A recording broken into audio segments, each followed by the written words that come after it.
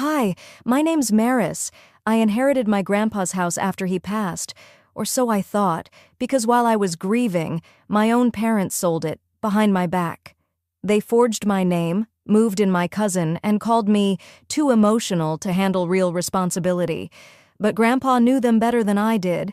He left something in the walls they didn't see, and when they realized what they'd missed, it was already too late. Before we begin, what time are you listening to this, and where from? Drop a comment below. This story, it might just feel too familiar. I pulled up slowly, gravel crunching beneath my tires as the early evening sun hit the porch just the way it used to, Grandpa's porch. I sat there for a moment, engine off, listening to cicadas hum through the Texas spring air. For a second, it felt like he might come out any minute, wave at me like always, say, "Well, there's my girl." But he wouldn't. He was gone, and all I had left was this house.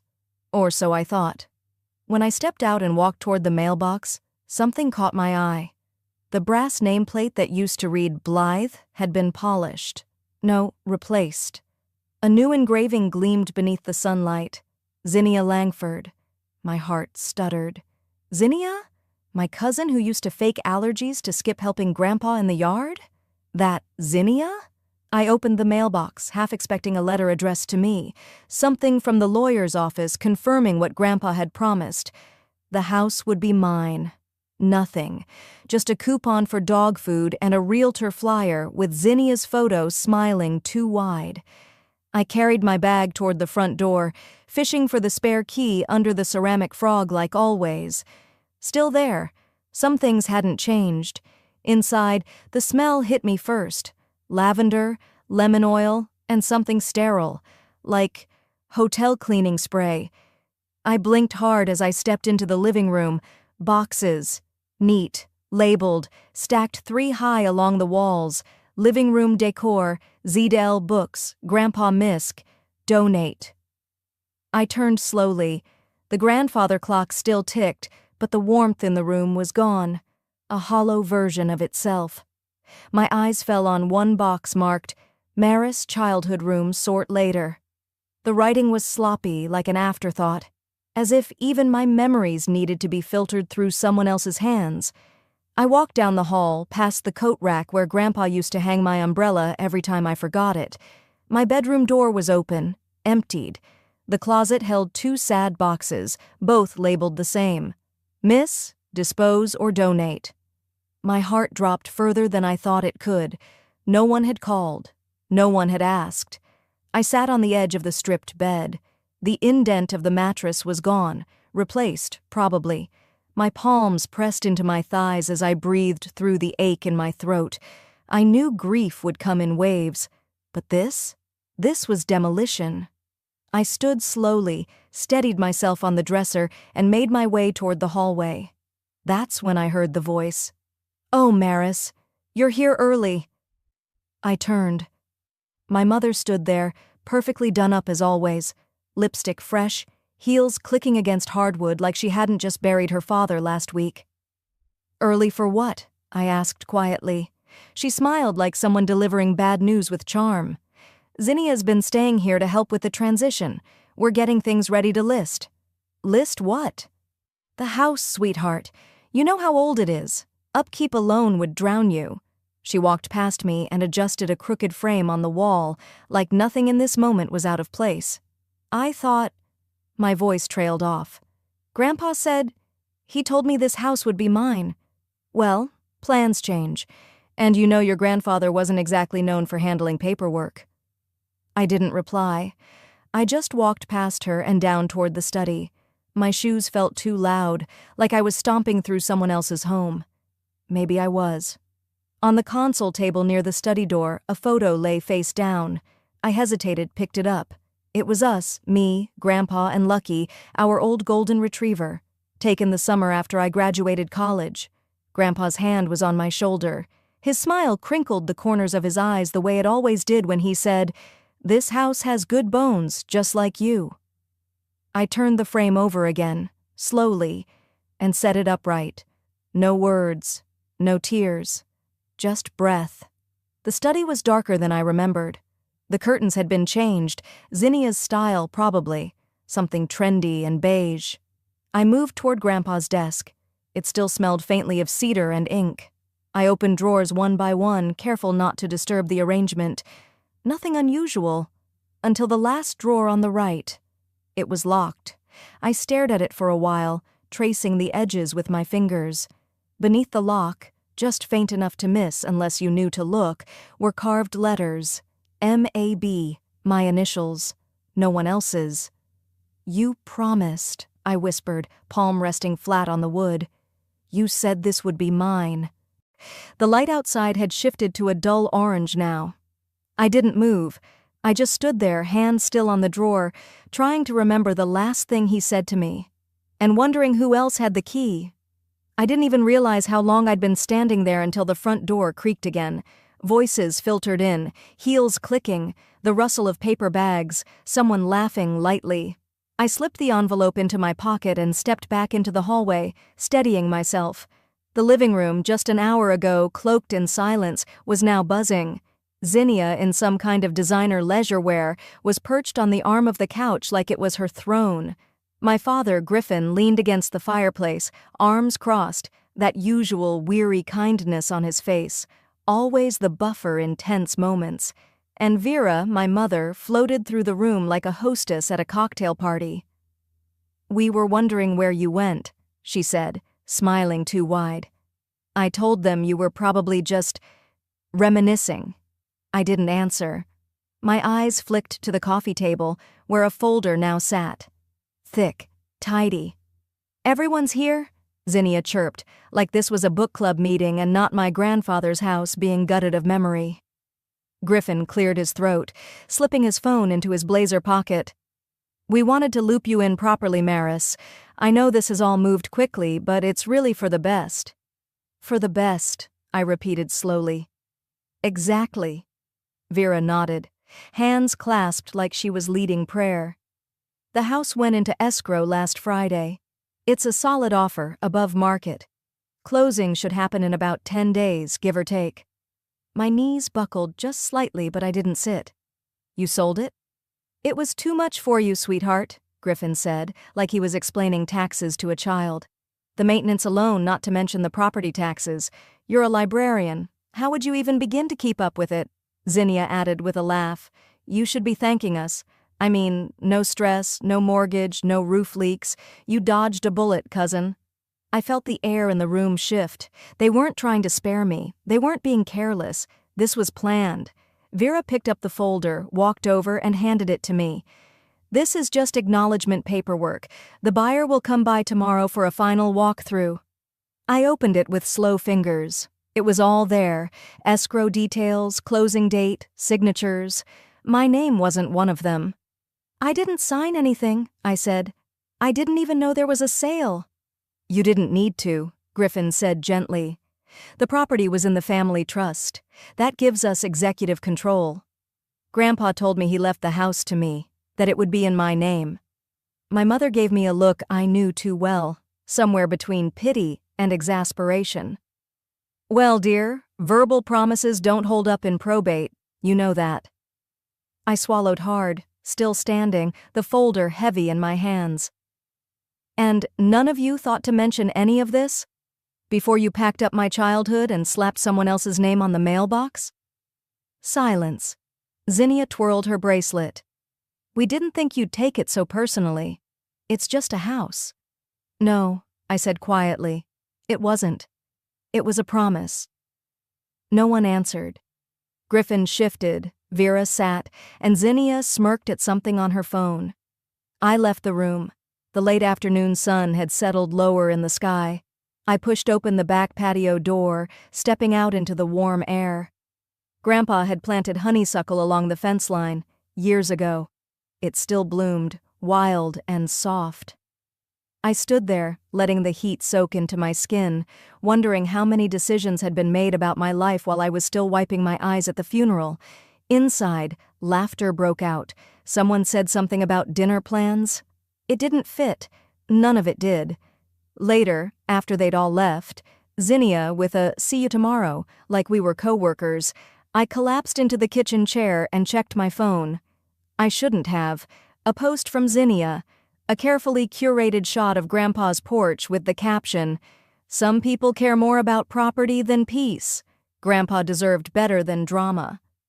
And the comments, "Let the dead rest. Can't believe Maris is fighting over a house. Disgusting." There's always one. My thumb hovered over the screen, numb. They were rewriting the story before it even began, painting me greedy, selfish, ungrateful. And it was working. I stood, moving without thinking, straight to the study. The screwdriver was still in the junk drawer. I pried open the lock. Wood splintered, something inside me with it. A single envelope. My name, written in Grandpa's hand. I held it, unopened. My voice cracked. What have they done? Back at my apartment, I shut the door behind me with a quiet thud and leaned against it, still gripping the envelope. I hadn't even taken my shoes off. My purse slid off my shoulder and hit the floor with a soft thump, but I didn't move. The silence was thick. No hum of conversation, no clinking of glasses. Just me. And the envelope. I walked to the kitchen table and sat down slowly, like every inch of my body was suddenly made of stone. I stared at my name on the front in Grandpa's handwriting, steady, slanted, unmistakably his. I opened it. Inside were two things, a folded copy of his original will and a yellowed sheet of notepaper. My heart picked up pace.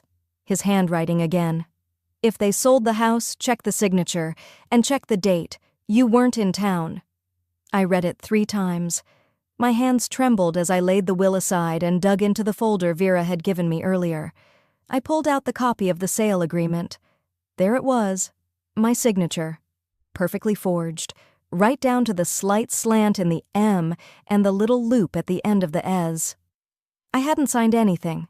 Not for the house, not for a sale, not for a single damn thing. My mind raced as I got up and pulled my laptop from the side table. I opened my inbox, hands moving on instinct now. Search. Seattle. The librarian conference. I found the flight confirmation. Departure, May 11th. Return, May 16th. I opened my digital calendar next. 4 days packed with workshops, keynote speakers, hotel bookings, and networking breakfasts. I even had a photo of me on a panel, still in my email, sent by a colleague. The sale document was dated May 13th. I hadn't even been in the state. I exhaled. Slow, bitter. Then I pulled open the bottom drawer of my desk and grabbed an old plastic file folder. I wrote in thick black letters across the front, "Truth." I dropped in the will, the flight confirmation, and a printed copy of the forged sale page. I sat back and stared at the folder.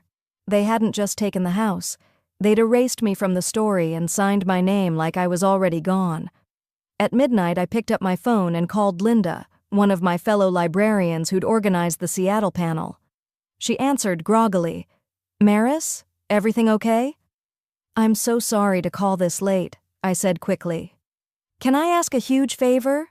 There was a pause, then, "Of course." "Could you send me a letter? Just something confirming I was there the week of May 11th through 16, specifically that I spoke at the symposium on the 13th? Her voice perked up. "Yeah, definitely. I remember that day. You killed it up there." "Thanks," I said, my voice tighter than I wanted. "I really appreciate it." After we hung up, I plugged in my phone, walked into the bathroom, splashed cold water on my face, and then remembered the old family iPad. Vera had synced all her devices once when I helped her recover a password. Her texts and cloud photos had backed up across devices. I hadn't thought about it since. Until now. I grabbed the tablet from the shelf in my hallway. It hadn't been used in months, but it still powered on. I tapped open the Messages app and started scrolling. And then I found it. A screenshot Griffin had sent to someone named Edward. His name matched the buyer documents. "We've got her okay.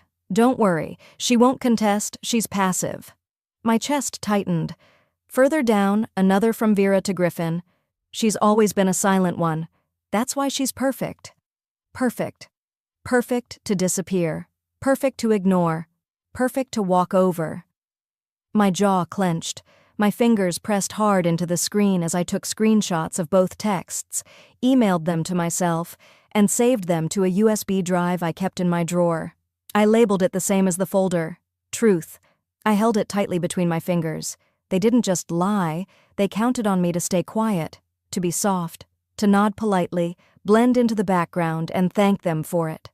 But they forgot something. I stood and looked around my apartment. Quiet, yes, but not weak. I picked up Grandpa's will. I slipped it into my bag. Then I grabbed my keys. You picked the wrong silent one. I didn't sleep. I sat in my car for a while after leaving the apartment, the USB still in my pocket, Grandpa's will lying on the passenger seat like a silent witness. The sun was just beginning to lighten the horizon when I pulled away from the curb and headed into downtown. By the time I parked in front of Skylar Martinez's office, the city had woken up. People walked by with coffee cups and laptops, oblivious to the world shifting beneath my feet. Her firm sat in a modest beige building with a brass plaque by the door, Martinez and Wyatt, Estate and Family Law. I walked in, the documents in hand, and told the receptionist I had no appointment, but it was urgent. A few minutes later, Skylar herself stepped into the lobby, mid-40s, composed, with a kind of calm you couldn't fake. Her dark hair was pinned up, and her charcoal suit looked like it belonged on someone who didn't lose arguments. "You're Maris?" she asked, extending a hand. "Let's talk." Her office smelled faintly of lemon oil and old paper. I sat down across from her, opened my folder labeled Truth, and slid everything across the desk. The will, the fake sale contract, the flight confirmation, the screenshots of texts. She didn't say much at first. Just read. She held the will in both hands, eyes narrowing slightly as she scanned. Then, she smiled. Slowly. "Your grandfather," she said, tapping a line with her finger, "was very careful." She turned the document toward me and pointed. "There's a clause right here that overrides the trust, says explicitly, 'The house may not be sold under any trust, delegation, or power of attorney unless Maris Blythe signs in person and in presence of 2 witnesses.'" I blinked. "Wait, so they can't sell it, not legally, and forging your signature? That's fraud. Criminal."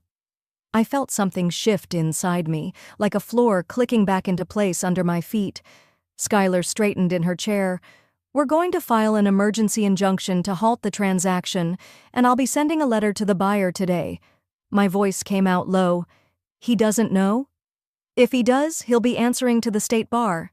If he doesn't, he'll be very interested to know he's buying stolen property." I let out a long breath I hadn't realized I was holding. "Do I have to go to court?" "Eventually, yes. But today, we buy time. And we shake the table." Skylar stood, went to her printer, and began preparing documents with a calm precision that made me believe, for the first time, I could win this. That evening, after leaving her office, I drove by Grandpa's house. No one was there. The porch light was off, the blinds drawn. I sat in my car for a few minutes, then stepped out, my shoes crunching against the gravel. I walked up the steps, the wood creaking beneath me, and unlocked the door with the spare key still hidden in the flower pot. Inside, it smelled like dust and old citrus cleaner, like childhood and endings. I walked to the hallway where the framed photo of Grandpa, me, and Lucky still sat. Only this time, I noticed the back was thicker than I remembered. I turned it over. 4 tiny screws held the frame backing in place. In the kitchen drawer, I found the little screwdriver Grandpa always kept near the junk tray. I returned to the frame, unscrewed the back, and there it was, taped neatly inside, a small, tarnished brass key. It was warm in my palm, like it had been waiting. I turned around, scanning the room. The fireplace stood quietly in the corner. I stepped closer. The floor near it was a patchwork of old wood, smooth from years of barefoot steps. Then I saw it. One board, near the hearth, had a small heart etched into the grain, a heart no one else would have noticed. I knelt down, the key in my hand. The floorboard gave way with a soft creak as I pried it open, breath caught in my chest, like I was disturbing a secret that had waited patiently in the dark. The heart-shaped notch hadn't been just decoration, it was direction, a sign meant for me. Inside was a fireproof lockbox no bigger than a shoebox, its corners worn smooth. I pulled it out with trembling hands and sat back against the wall, the early morning light beginning to slip through the kitchen curtains. My fingers traced the edge of the brass clasp before sliding the key in. The lock turned with a click that echoed louder than it should have. Inside, tucked neatly between layers of old flannel cloth, was a USB drive, a letter with my name written in my grandfather's bold, slanted hand, and an envelope labeled simply, Ellis. My eyes flicked back to the letter. If they try to erase you, go to Ellis. I didn't know whether to laugh or cry, maybe both. Grandpa had always said Ellis Granger remembered things the rest of the neighborhood forgot: birthdays, garage codes, what year the willow tree out back finally stopped blooming. I slipped the drive and letter into my purse and held the Ellis envelope in my lap for a moment before tucking it inside too. By 9 that morning, I was on Ellis's front porch 2 blocks over, hesitating before knocking. The place looked smaller than I remembered, but maybe everything had. Paint peeled from the railing, but the wind chime made of spoons still jingled in the breeze. I used to think it sounded like old laughter. The door opened before I even knocked. "Maris Blythe," Ellis said with a crack in his voice. "I wondered when you'd come." He looked thinner, his shoulders bent inward, but his eyes were still sharp. He gestured me inside with a warmth I hadn't felt in days. "I've got something for you," he said, shuffling toward the kitchen table. "Your grandfather gave it to me last fall, said not to hand it over unless you asked." He placed a flash drive next to a cassette tape already set on the table, and beside it, an old photo I hadn't seen in years. It was the 3 of us, me, Grandpa, and Lucky, under the old willow tree in the backyard. I must have been around 7, missing a front tooth and beaming like I'd just won a trophy. On the back, in Grandpa's handwriting, "She remembers what matters." I sat down slowly, overcome. "Why'd he give you all this?" Ellis rested his palm over the cassette. "Because he didn't trust them. And he said you were the only one who'd fight for what the house meant, not just what it's worth." He opened a small cassette-to-digital converter and hit play. Grandpa's voice filled the room. "They'll tear it apart, Ellis, piece by piece. If I don't lock it down—" Ellis's voice responded, slightly muffled. "You've written the will." "It's not about paperwork, it's about intention. Maris understands that. She always did." I stared down at my hands. "She won't fight for herself," Grandpa's voice went on, "but she'll fight for the meaning. That's why she's the keeper of the flame." A knot rose in my throat. I pressed my fingers against my lips to keep from sobbing outright. My silence all these years, every time I'd let things slide, walked away instead of standing up, hadn't been weakness to him. He saw me, not loud but steady, not flashy but anchored. "Why didn't he tell me all this?" I whispered. Ellis just smiled gently. "He did. You just needed to hear it now." I stayed a little while longer. He made tea. We talked about Grandpa's laugh, his ridiculous pancakes, the summer we almost burned down the garage trying to build a treehouse. For the first time in days, my chest felt less like a cage and more like a lantern with something still burning inside. On my way out, Ellis pressed the Polaroid into my hand. "Take it," he said. "Your fight's not over, but now you've got a little more fire." Back home that evening, I spread everything out on my kitchen table.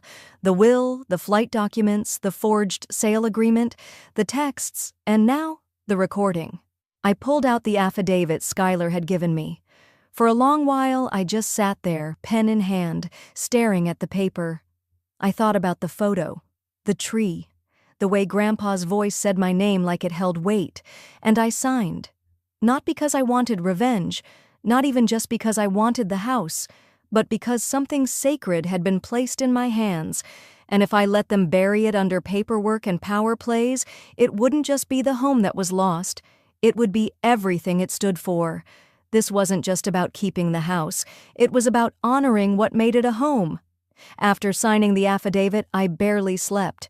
The night hummed with a kind of electric quiet, like a storm coiling just outside the window. By dawn, I was dressed, caffeinated, and ready, if not to win, then at least to show them I wasn't stepping aside. Skylar had arranged the meeting for 9:30 at Sterling Properties. I arrived 10 minutes early, but she was already there, standing just inside the glass doors in her usual calm authority. I'd never appreciated stillness in a person until I met Skylar. She had a way of folding intensity into grace. "Let's begin," she said, and held the door. Inside, the air was scented with artificial lavender and varnish, trying to cover the rot underneath. A junior agent blinked at me. "Do you have an appointment?" "She does now," Skylar replied, slipping a thick envelope from her bag. "Cease and desist. Please get Mr. Edward Jackson and your managing broker." The receptionist hesitated, but one look at Skylar's expression had her scurrying off like the floor might cave in. A few minutes later, Edward Jackson appeared. Late 40s, expensive haircut. Confidence cracked just slightly when he saw the legal packet in Skylar's hand. "Skylar Martinez," he said. "You're representing—" "Maris Blythe," she said. "The rightful heir to the property your firm tried to purchase with fraudulent authorization." He raised an eyebrow. "Her mother was acting as the family's point of contact. We were told—" "You were told lies," Skylar interrupted evenly. "This," she tapped the affidavit, "is a sworn statement with evidence confirming my client was not in the state at the time of the alleged signature. And this," she held up a printed copy of the sale agreement, "contains a forged signature." Edward looked at me. His tone shifted slightly, a little patronizing, a little guilty. "Your mother said you were emotional. I should have known better than to take her word as gospel." I said nothing. Sometimes silence lets the shame echo louder. He rubbed the back of his neck. "I'm withdrawing my offer immediately, and I'll be speaking with legal regarding damages to my firm's reputation." Skylar nodded. "I suggest you do, and you may also want to notify your title company that they nearly became part of a felony." Now, by the time we stepped back outside, word had already traveled. Zinnia's name was on the outgoing text of the front desk agent's phone. I recognized the screen. Funny how fast gossip moves when people smell liability. Skylar offered a small, satisfied smile. That was the easy part. I returned to Grandpa's house that afternoon. The driveway was full, again. Vera's car parked diagonally like she owned the sidewalk. Zinnia's Range Rover, its back hatch open. Cardboard boxes were stacked in the living room. Again. Inside, I found them cataloging, as Vera called it. She wore gloves, pearlescent white, and held one of Grandpa's wooden pipe cases like she was reviewing antiques for auction. "We're just documenting what needs to be relocated," she said, not even glancing up. "You mean stolen?" I snapped. Zinnia gave a small, breathy laugh. "That's rich coming from you. Suddenly you care about these dusty old things?" I stepped closer. "They're not things. They're stories, and you're not touching another one." "Maris," Vera sighed, lowering the pipe box, "you've made your point, but your grandfather belonged to all of us, and you're making this divisive." I narrowed my eyes. "No, Mom. You did that when you signed my name on a legal document and called it convenient." Her jaw tensed, but I was already turning. That's when I saw it. One of Grandpa's paintings, leaning against the wall near the door. A landscape of the Colorado mountains we'd once hiked together when I was 15. But something was wrong. The colors were off. Too vibrant. Too fresh. I knelt beside it. Zinnia scoffed. "Please don't start playing curator." I ran my finger along the edge of the canvas. It didn't feel right. Not stretched linen. A synthetic blend. I called Skylar. "I need a favor. Bring someone who knows art." Within the hour, she arrived with a local appraiser, Ms. Levin, a retired museum registrar. She examined the piece without comment for several minutes before speaking. "This is a reproduction," she said. "A good one, but not the original." Vera's tone was sharp. "That's impossible. That painting's been in the family for years." Skylar raised an eyebrow. And yet here we are. I felt something knot inside me. This wasn't about the house anymore. It never had been.